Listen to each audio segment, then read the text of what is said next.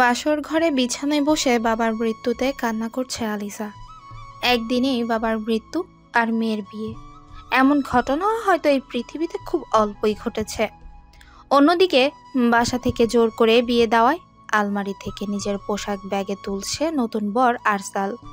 যে বাড়িতে তার এবং তার পছন্দের কোনো মূল্য নেই, সে বাড়িতে কোনোভাবে আর একটা রাতও কাটাতে পারবে না সে। আর সেখানে বাসর রাত তো বিলাসিতা।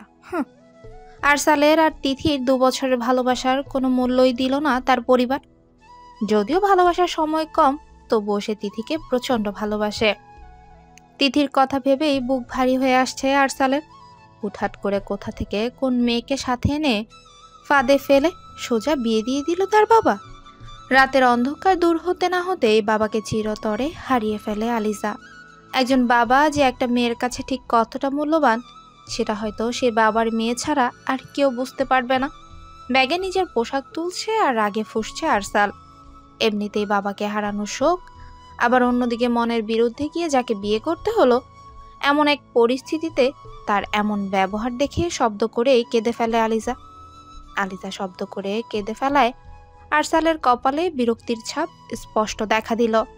আরসাল আলমারি থেকে শার্ট বের করে ঢিল মেরে নিচে ব্যাগে রেখে আলিজার দিকে তেড়ে যায় সে। উফ, থামেন আপনি। আমার জীবনটা তো শেষ করেই দিয়েছেন, এখন আবার এখানে বসে বসে কি নাটক শুরু করলেন? আলিজা অসহায় চোখে তাকিয়ে আছে আরসালের দিকে। মাথায় কাপড় দেওয়া ঠিকই, তবে মুখ ঢাকা না থাকায় খুব সহজেই আরসাল দেখে বুঝতে পারলো মেয়েটা কান্না করতে করতেই চোখ মুখ ফুলিয়ে ফেলেছে। এক পলক তাকিয়ে বুঝলো মেয়েটা অতিমাত্রায় সুন্দরী। কান্নার দরুন চোখ লাল বর্ণ ধারণ করেছে। একে তো জোর করে বিয়ে, তার উপর মেয়ের এমন কান্না করতে দেখে, চোখ মুখ ফুলিয়ে ফেলা দেখে রাগ যেন অতিমাত্রায় বেড়ে গেছে আরসালের। তবুও নিজেকে সামলে নিয়ে আলিজার দিকে প্রশ্ন ছুড়ে দিল, এরকম মরা কান্না কেন করছেন আপনি? আলিজা আরেক দফায় অবাক হলো।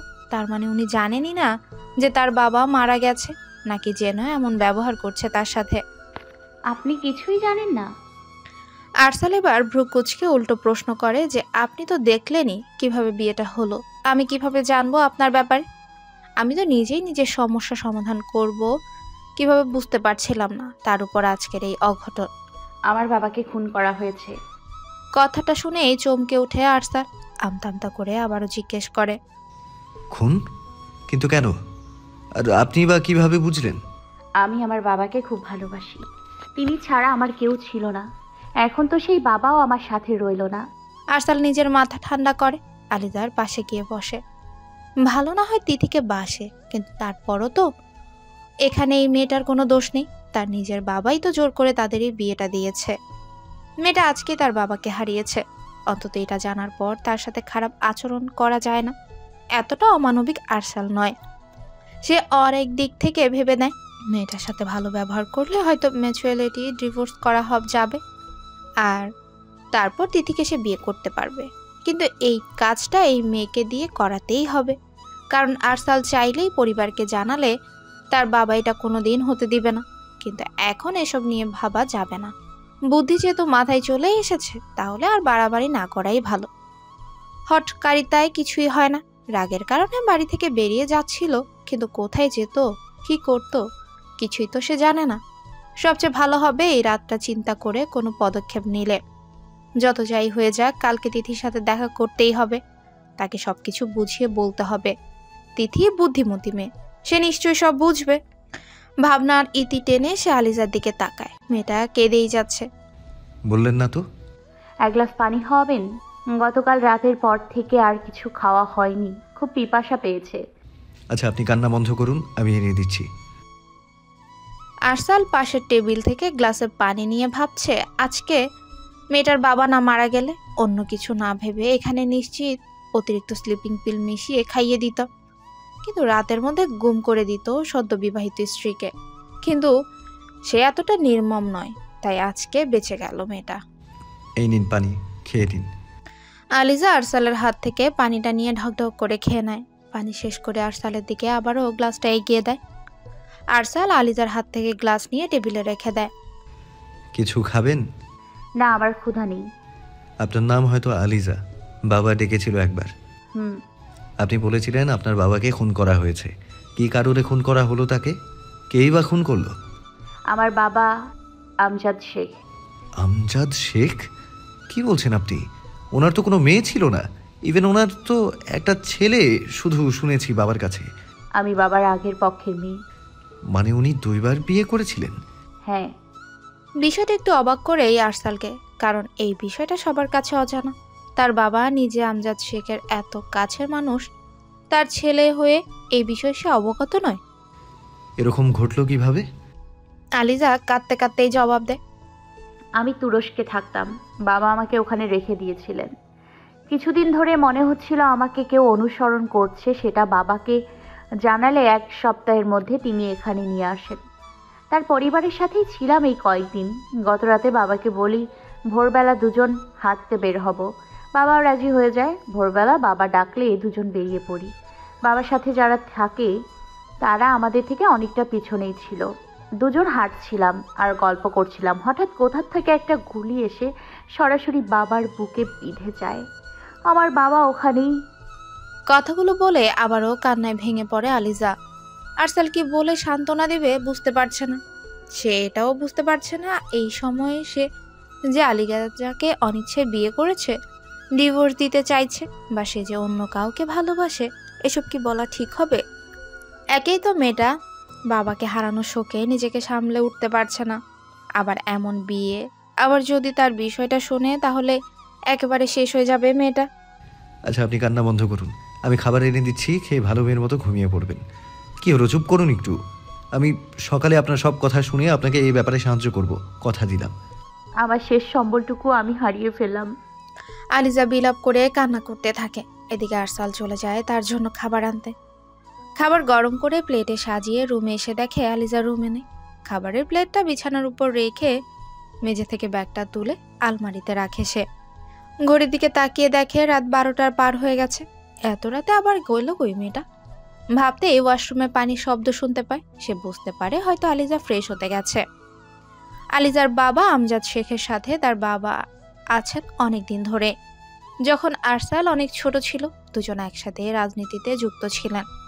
আলিজার বাবা পদক্ষেপগুলো খুবই পছন্দ করতেন সবাই, তাই আরসালের বাবা সিদ্ধান্ত নিয়েছিলেন যা করবেন একসাথে করবেন। তারপর থেকে আরসালের বাবা আর আলিজার বাবা একসাথে। আমজাদ শেখ যে কোনো সিদ্ধান্ত তার বাবার সাথে কথা শুনিয়ে নিতেন, তবে তার ব্যাপারে বা বাহিরের কোনো ব্যাপারে বাসায় কখনো আলোচনা হয় না। আমজাদ শেখ এই যে কোনো মেয়ে আছে সেটাও আজকে জানতে পারলো আরসাল। আলিজা হাত মুখ ধুয়ে বাহিরে চলে আসে। এসেই দেখে আরসাল দাঁড়িয়ে আছে। তোয়ালে হবে? আমি তো আপনার নামটাও জানি না। আমি আরসাল, এই নামেই ডাকতে পারেন। এই নিন তোয়ালে। আচ্ছা ঠিক আছে। আলিজা আরসালের হাত থেকে তোয়ালে নিয়ে হাত মুখ মুছতে থাকে। আপনার জন্য খাবার এনেছি, খেয়ে ঘুমিয়ে পড়ুন। আমার খেতে ইচ্ছে করছে না। আমি কষ্ট করে খাবার গরম করে নিয়ে এলাম আর আপনি বলছেন খাবেন না? আপনি খেয়েছেন? হ্যাঁ খেয়েছি, আপনি খেয়ে নিন। আপনি বোধহয় আমার ওপর রাগ করে ব্যাগ গুছিয়েছিলেন কোথাও চলে যাওয়ার জন্য। এখন এসব ছাড়ুন, খেয়ে ঘুমিয়ে পড়ুন। আমি সোফায় ঘুমোবো, অনেক রাত হয়ে গিয়েছে, খেয়ে ঘুমান। কথাগুলো বলে আরসাল বিছানা থেকে একটা বালিশ নিয়ে সোফায় ঘুমিয়ে যায়। আলিজা খাবারের প্লেটটা সামনে নিয়ে বসে আছে আর ভোরবেলা ঘটে যাওয়া ঘটনার কথা ভাবছে। তার বাবার শত্রুকে হতে পারে, এসব তার খুঁজে বের করতেই হবে। নওয়াজ আঙ্কেল অর্থাৎ আরসালের বাবার সাহায্য নিয়েই সব বের করতে হবে তাকে। তাকে একা করে দেওয়ার শাস্তি তো খুনিকে পেতেই হবে। সকালে ঘুম থেকে উঠে ঘড়ির দিকে তাকিয়ে দেখে 10টা বেজে গেছে। তাড়াহুড়ো করে বিছানা থেকে উঠে পড়ে আলিজা। সকালে নামাজটা যে তার পড়া হয়নি। গতকাল তো সবচেয়ে খারাপ একটা দিন ছিল তার জন্য। সোফার দিকে তাকিয়ে দেখে আরসাল সেখানে নেই। উনিও তো তাকে একটু ডেকে দিতে পারতেন।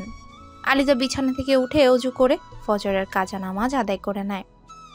তখনও আরসাল ঘরে ফিরেনি।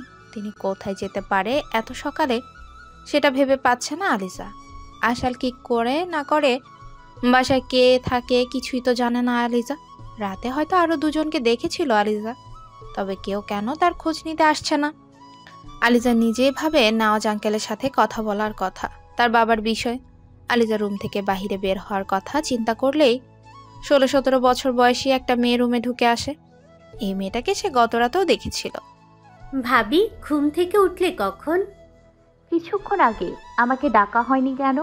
ঘুমাচ্ছিলে তাই আম্মি ডাকতে নিষেধ করেছিল। আম্মি? হ্যাঁ, বাবা বলল তুমি হয়তো সারা রাত ঘুমাতে পারোনি, তাই ডাকতে নিষেধ করায় আম্মিও ডাকতে দেয়নি। আর ভাইয়া তো কলেজে চলে গিয়েছে। কলেজে কেন? ভাইয়া তো কলেজে শিক্ষক, বাংলা পড়ায়। বাসায় কে কে আছে? আব্বু, আম্মি, ভাইয়া, আমি আর 2 জন কাজের জন্য রাখা হয়েছে, তারা আছে। বাসায় আর অন্য কোনো পুরুষ নেই? না, তোমাকে এই সমস্যায় পড়তে হবে না। বাবা বলেছে তুমি সবার সামনে যাও না। তোমার নামটাই তো জানি না।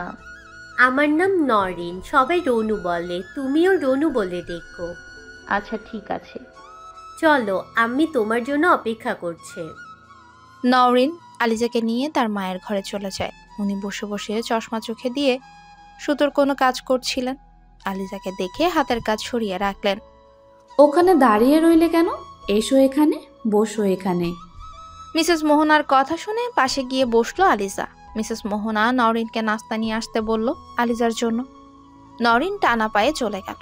আলিজার মাথায় হাত বুলাতে বুলাতেই জিজ্ঞেস করলো, রাতে তো কিছুই খাওনি, ঘুম কি হয়েছিল? জি, উনি খাবার গরম করে দিয়েছিলেন, আমি খেয়েছিলাম। কে, আরসাল? জি। বাহ, কাজের কাজ করেছে দেখছি আমার ছেলেটা। এর মাঝে নওরিন নাস্তা এনে দিল। মিসেস মোহনা নিজে হাতে আলিজাকে খাইয়ে দিল। আলিজা ছলছল চোখে মিসেস মোহনার দিকে তাকাতেই তিনি আলিজার চোখের পানি মুছে দিয়ে কান্না করতে নিষেধ করলেন। ছোটবেলা থেকে মায়ের আদর পাইনি, বাবা মাঝে মাঝে তুলে খাওয়াতো, আর আমি আমার সেই বাবাকেও হারিয়ে ফেললাম। আমি তো একা, চির একা। আমাকে নিঃস্ব করে দেয়ায় কার কি লাভ হতে পারে? খাওয়ার সময় কান্নাকাটি করতে নেই মা, চুপচাপ খেয়ে নাও, তারপর কথা বলবো। কোনো কান্নাকাটি চলবে না। খাওয়া শেষ করে 3 জন বসে আছে। এমন সময় নেয়াজ আঙ্কেলের কথা মনে হলে তিনি কোথায় তা জানতে চায় আলিজা। তোমার আঙ্কেল একটু কাজে গিয়েছে, হয়তো তদন্তের জন্য সাহায্য চেয়ে পুলিশকে ডেকে পাঠিয়েছিল। ও আচ্ছা। তোমার বাবা তার শেষ সময়ে তোমাকে তার হাতে তুলে দিয়ে গিয়েছিল। তোমার আঙ্কেলও কঠোরভাবে তোমাদের বিয়ে সিদ্ধান্ত নিয়েছিল। জানি না তোমরা নিজেদের কতটা গুছিয়ে নিতে পারবে, তবে আমার ছেলেটা খুব ভালো একটা ছেলে। তোমাদের মতামত না নিয়ে বিয়ে দিয়েছে। তোমার আঙ্কেল তাই সে রেগে আছে। তুমি তাকে সময় দাও, তার কথা শুনে চলো একটু, তাহলেই দেখবে সে কতটা ভালো।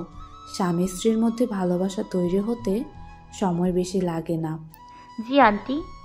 সব সময় মন খারাপ করে থাকবে না, আরসালের সাথে সময় কাটাবে, দেখবে ভালো লাগবে। জি, চেষ্টা করবো আন্টি। আর উনি খুব ভালো মানুষ, আমি গত রাতে যতটুকু বুঝেছি। আলিজা ভাবছে গত রাতে ওনার ব্যাগ গোছানোর কথা জানাবে কিনা। এমন সময় বাহিরে থেকে মিস্টার নওয়াজের গলা ভেসে আসে। নওরিন দৌড়ে বাহিরে যায়। কিছুক্ষণ পর ভেতরে এসে আলিজাকে বাহিরে যেতে বলে। তাকে যেতে বলেছে শুনে মিসেস মোহনাও ইশারা করে বাহিরে গিয়ে দেখতে।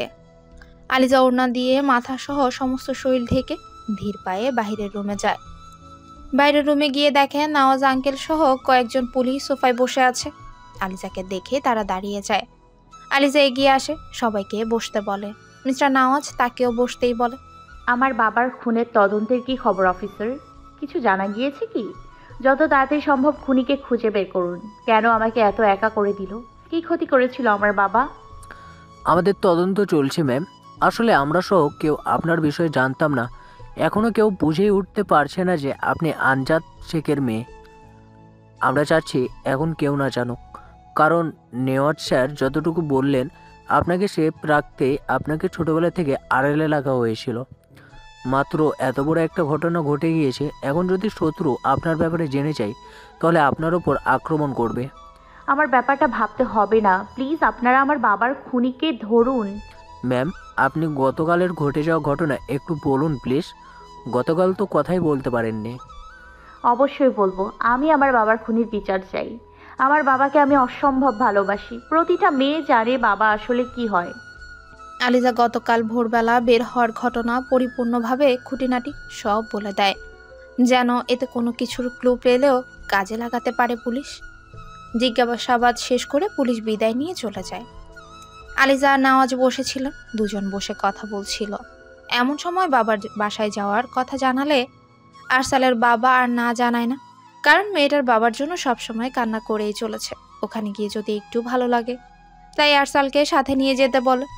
আলিজাও রাজি হয়ে যায়। রাস্তার পাশে বসে প্রিয় মানুষের জন্য অপেক্ষা করছে তিথি। সপ্তাহখানেক দেখা হয় না তাদের। গতকাল রাত থেকে কথাও হয়নি। সকালে গম্ভীর গলায় প্রিয় মানুষটি তাকে দেখা করতে বলল। সে বুঝতে পারছে না আরসাল সকালে গম্ভীরভাবে কেন কথা বলল। সে তো এমন করে না। কি হলো তার? প্রায় আধ ঘন্টা অপেক্ষা করার পর আরসালকে আসতে দেখে দাঁড়িয়ে যায় তিথি। আরসাল এগিয়ে এসে তিথির সামনে দাঁড়ায়, কিন্তু অপরাধ বোধ কাজ করছে। তিথির দিকে তাকাতেই পারছে না সে। কিভাবে বা তাকাবে সে?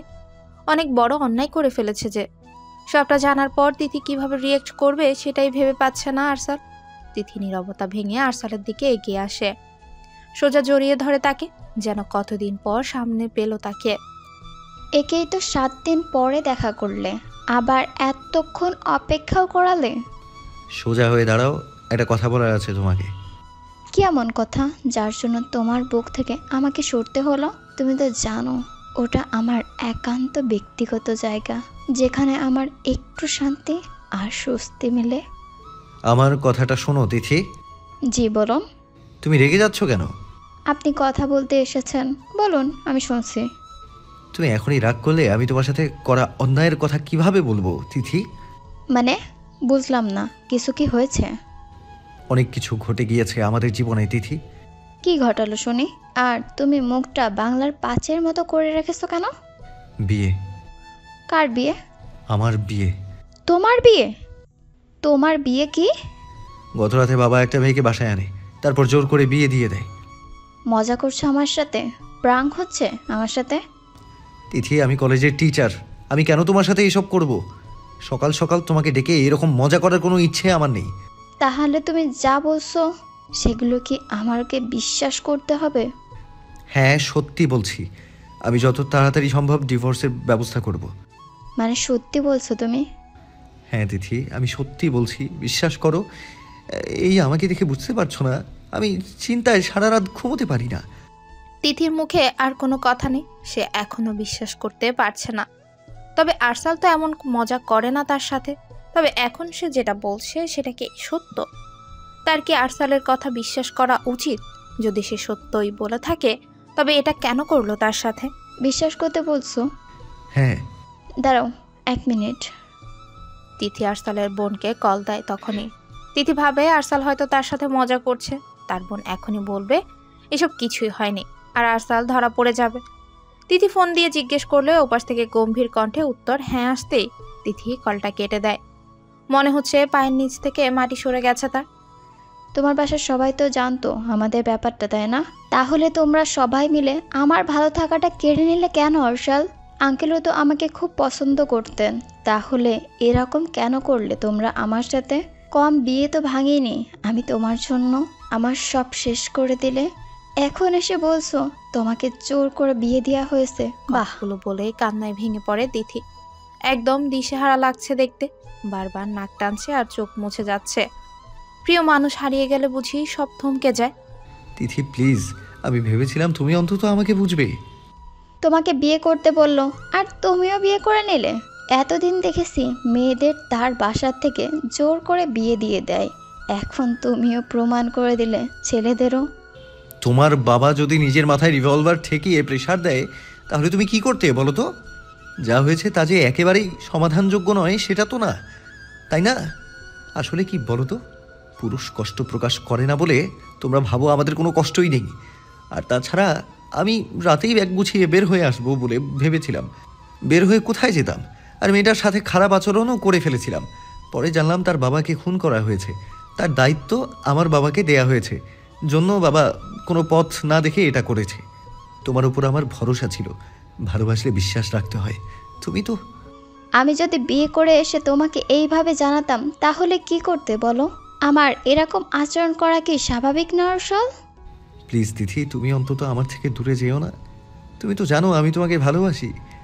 আমি খুব তাড়াতাড়ি মেয়েটাকে ডিভোর্সের কথা জানাবো। তোমার বিয়ে হয়ে গেছে আরসাল, এখন আর আমার কথা মাথায় এনো না তুমি। আমি মেয়ে হয়ে আর একটা মেয়ের সংসার কিভাবে ভাঙবো বলো? আর যেখানে মেয়েটার কেউ নেই, সে এখন তোমার দায়িত্ব। তার খেয়াল রেখো, অযত্ন করো না প্লিজ। তাকে সময় দাও। আমাকে ভুলে যেতে খুব একটা সময় লাগবে না তোমার।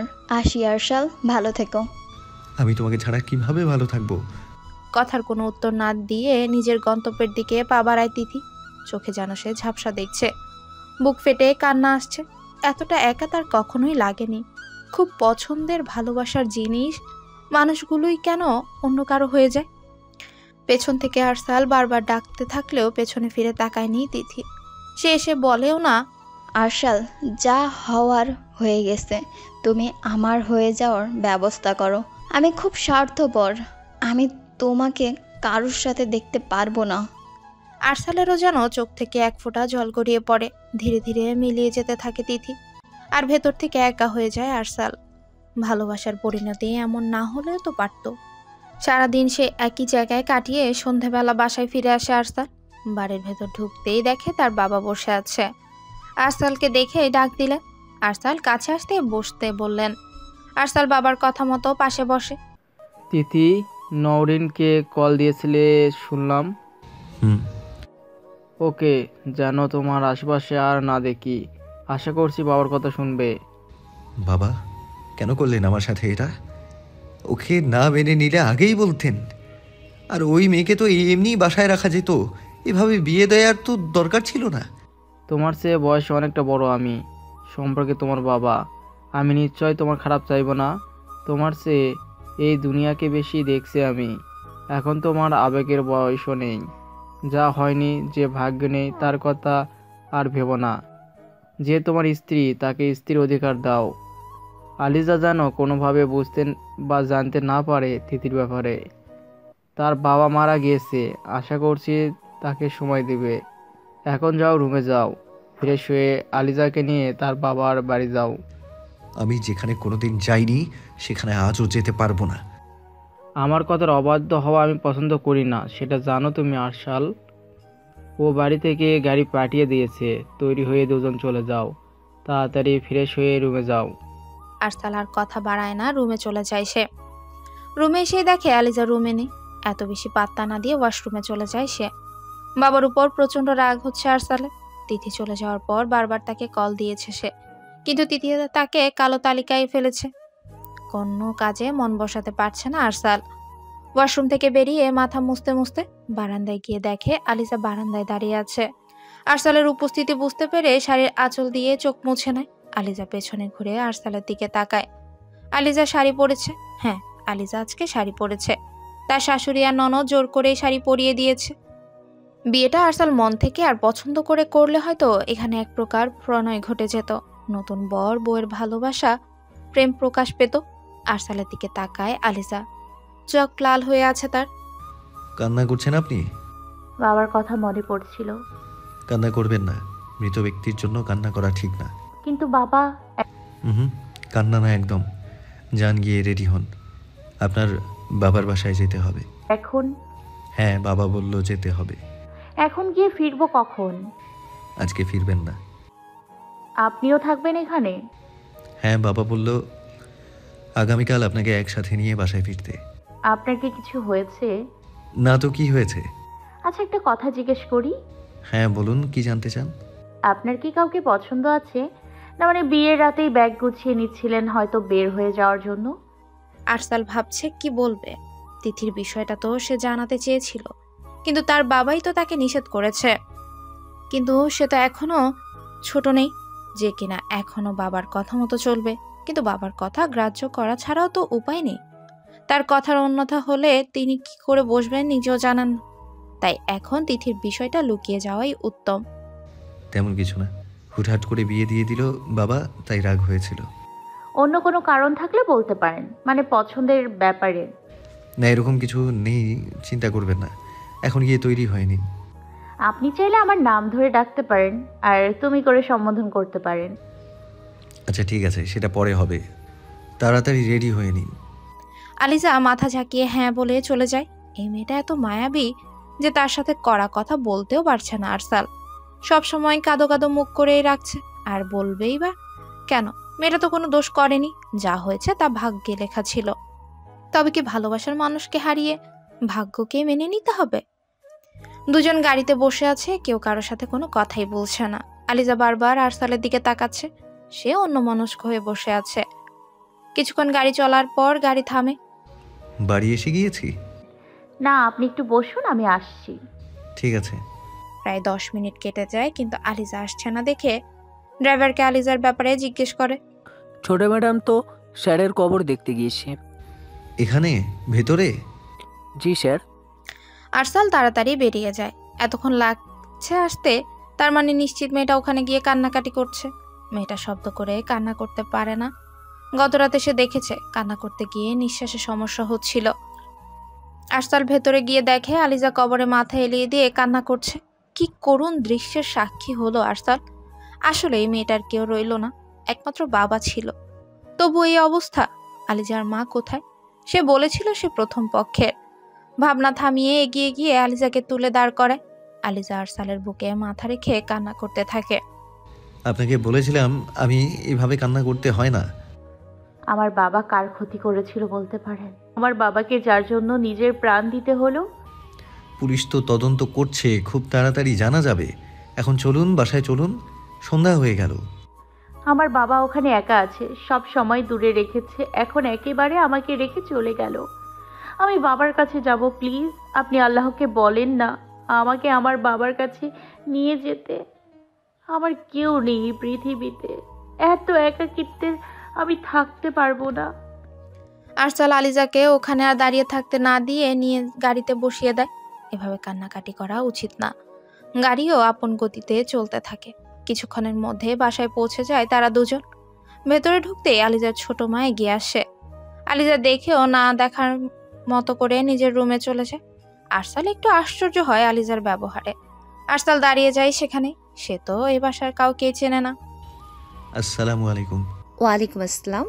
আমি দেখেই বুঝতে পেরেছি তুমি আরশাল। আমি আলিজার মা। মা বললে তো ভুল হবে, আমি ওর ছোট মা। আমিও বুঝতে পেরেছি, কিন্তু আলিজা ওভাবে। ওর ব্যবহারে তুমি কিছু মনে করো না বাবা, এটা আমার প্রাপ্য। বাসায় সবাই কেমন আছেন? জি আলহামদুলিল্লাহ। তুমি যাও, গিয়ে ফ্রেশ হও, অনেকটা পথ আসতে হয়েছে। ঠিক আছে। শোনো, একটা কথা রাখবে? জি বলুন, সম্ভব হলে রাখবো। আলিজার সাথে কখনো খারাপ ব্যবহার করো না বাবা। ছোটবেলা থেকে অনেক অবহেলায় বড় হয়েছেন। আরসাল কিছুক্ষণ তাকিয়ে রইল ওনার দিকে। এমন একটা ভালো মানুষকে ইগনোর করে চলে গেল আলিজা। রাতে খাবার খেয়ে রুমে বসে আছে দুজন। তারা দুজনেই এতক্ষণ চুপ ছিল, কিন্তু আলিজা নীরবতা ভঙ্গ করে যে না কিছু বলতে যাবে, অমনি আরসালের ফোনটা বেজে ওঠে। অচেনা নম্বর দেখে প্রথমে রিসিভ না করে কেটে দেয় সে। পরবর্তীতে আবার কল আসে। এবার সে রিসিভ করে। কে বলছেন? ভাইয়া, তিথি সুইসাইড করার চেষ্টা করেছিল। আপনি প্লিজ হসপিটালে একটু আসবেন। কিভাবে? স্লিপিং পিল খেয়ে নিয়েছে কয়েকটা। আমি এক্ষুনি আসছি, ঠিকানা টেক্সট করে দাও। কি হয়েছে জিজ্ঞেস করলে আরসাল বলে তার কোনো এক বন্ধু হাসপাতালে, তাই তার এক্ষুনি যেতে হবে। আলিজাকে আর কিছু বলার সুযোগ না দিয়ে বেরিয়ে যায় সে। আবার ফিরে আসে। আপনার নম্বরটা দিন, রাতে যদি আসতে না পারি তাহলে কল দিয়ে জানাবো। আলিজা নিজের নম্বর দিলে সাথে সাথে আবার বেরিয়ে যায়। আলিজাও শুয়ে পড়ে, যেহেতু রাত হয়ে গেছে অনেকটাই। ভোরবেলা ঘুম ভেঙে যায় আলিজার। সাথে সাথে উঠে ফোন চেক করে দেখে আরসাল কল দিয়েছে, কিন্তু ফোন সাইলেন্ট থাকায় রিসিভ করতে পারেনি। হয়তো ব্যস্ত আছে ভেবেই আর কল দেয় না সে। ছোট্ট একটা মেসেজ দিয়ে রাখে। ততক্ষণে 5টা বেজে গেছে। বিছানা থেকে উঠে ফ্রেশ হয়ে উজু করে বাবার বসার রুমে চলে যায় সে। এই রুমে তার বাবা কাউকে ঢুকতে দিতেন না। মাঝখানে ফাঁকা জায়গাটায় জায়নামাজ বিছিয়ে ফজরের নামাজ আদায় করে নেয়। নামাজ শেষ করে বাবার রুমের আনাচে কানাচে সবকিছু স্পর্শ করে দেখতে থাকে। সবখানেই তার বাবার ছোঁয়া লেগে আছে। শুধু তার বাবাটাই নেই। বুক ভারী হয়ে কান্না চলে আসে তার। 2 দিন আগেও তার বাবা তার সাথে ছিল, আর আজ? সারা রাত 2 চোখের পাতা এক করতে পারেনি আরসাল। তিথির অবস্থা খুব খারাপ ছিল, এখন একটু ভালো। ভোরবেলা তাকিয়েছিল, কিন্তু কারোর সাথে কোনো কথা বলেনি। আর বেশিক্ষণ হাসপাতালে থাকা যাবে না, যার জন্য আরসাল বেড থেকে একপাশে চেয়ারে নিয়ে বসে। তিথির মাথায় হাত বুলিয়ে ডাকতে থাকে। এক পর্যায়ে তিথি চোখ মেলে তাকায়। চোখের কোণ থেকে জল গড়িয়ে পড়ে। তিথি কেমন লাগছে এখন? এখানে সবাই আছে, তারা তোমার খেয়াল রাখবে। আর তুমি কেন করলে তুমি আমার সাথে এমন? একটু বুক কাঁপলো না তোমার? আমি তোমার সাথে অন্য কাউকে ভাবতে পারছি না। আমি ওই মেয়েকে খুন করে ফেলবো। আমি ওকে সহ্য করতে পারছি না। তোমার কিচ্ছুই করতে হবে না, যা করার আমি করব।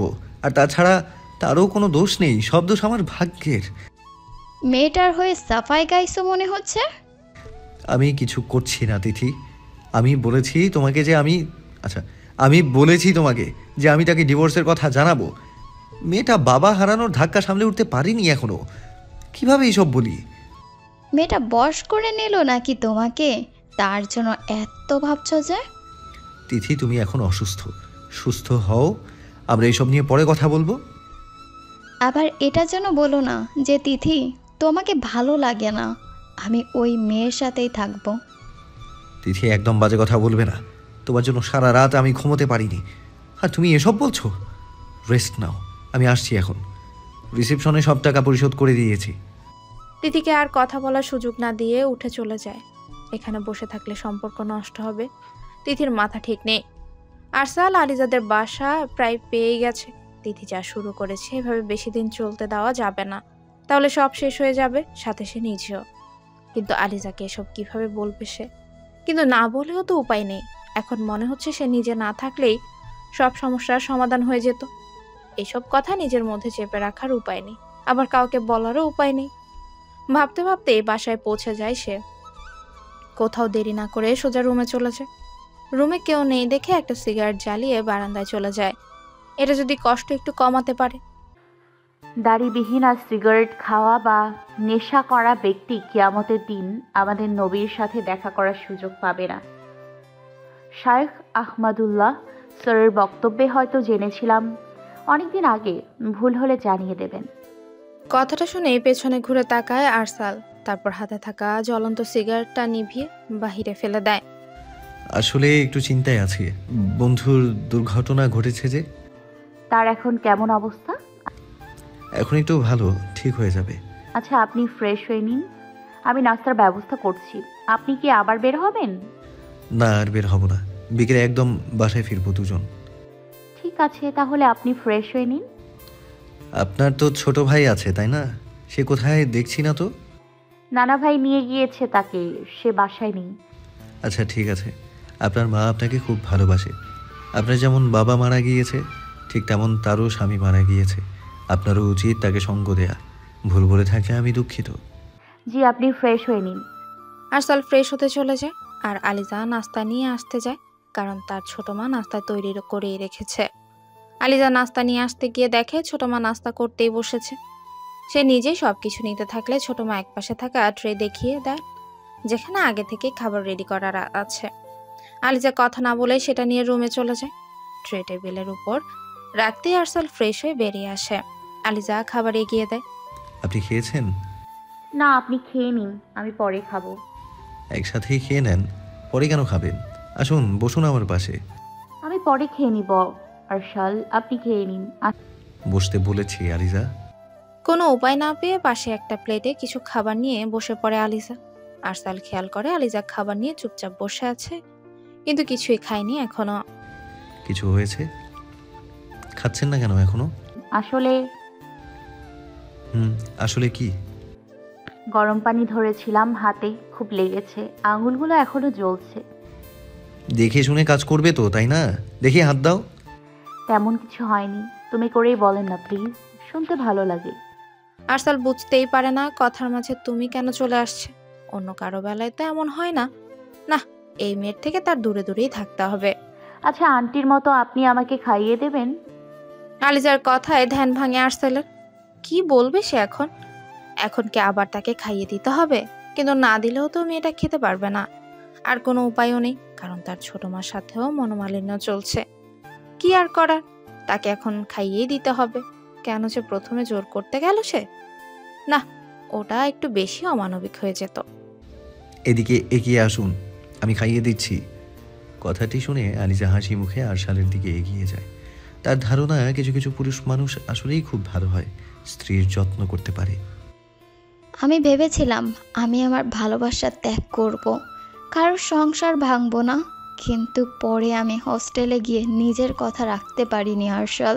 আমি তোমাকে ছাড়া সত্যিই বাঁচতে পারবো না।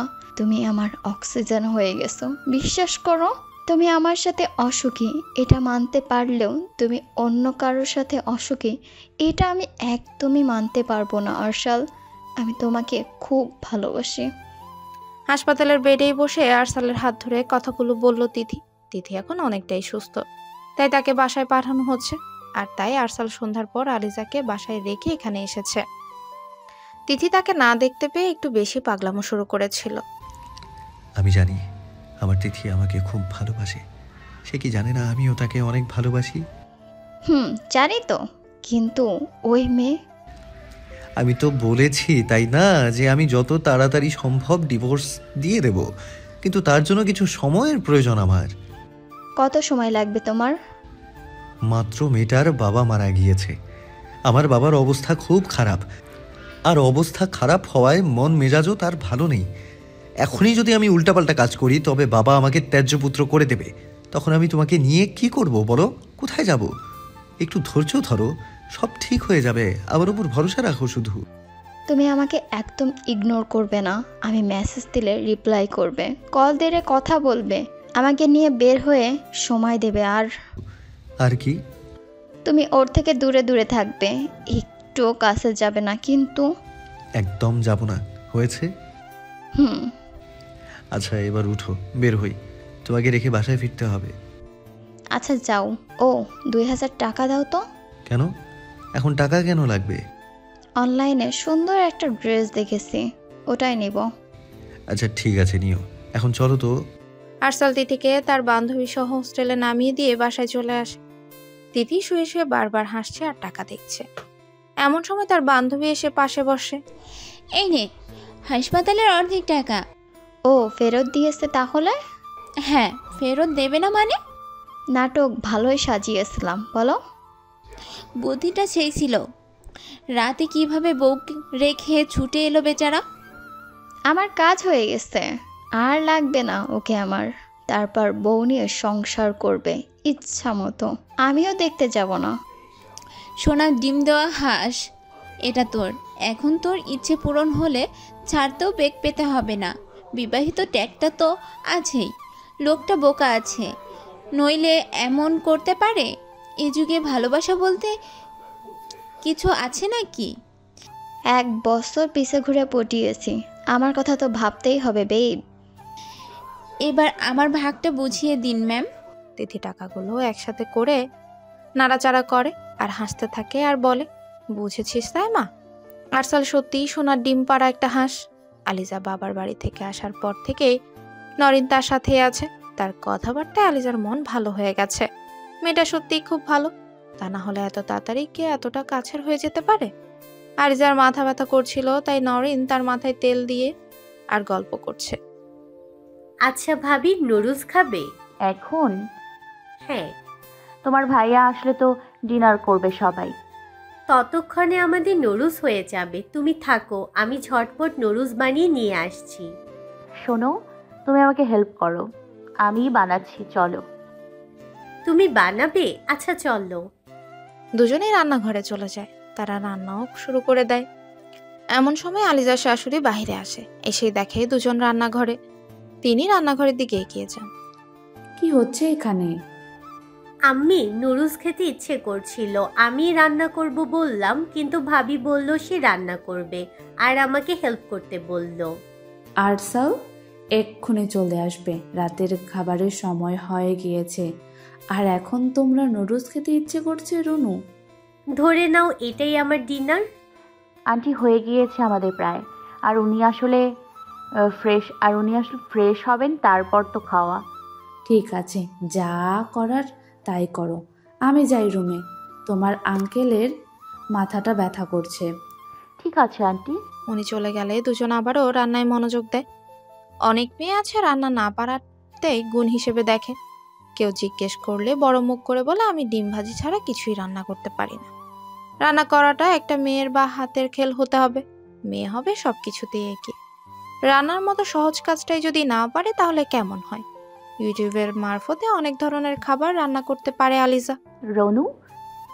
জি ভাবি। উনি কি কি খেতে পছন্দ করে? উনি কে? তোমার ভাইয়া। ও আচ্ছা, ভাইয়া ভাইয়া তো অনেক খাবার পছন্দ করে, তার মধ্যে কিছু খাবার একটু বেশিই পছন্দ করে। গরুর মাংস দিয়ে খিচুড়ি, পুডিং, চিকেন বিরিয়ানি, ভাত, ডাউল, মাছ ভর্তা, পাস্তা,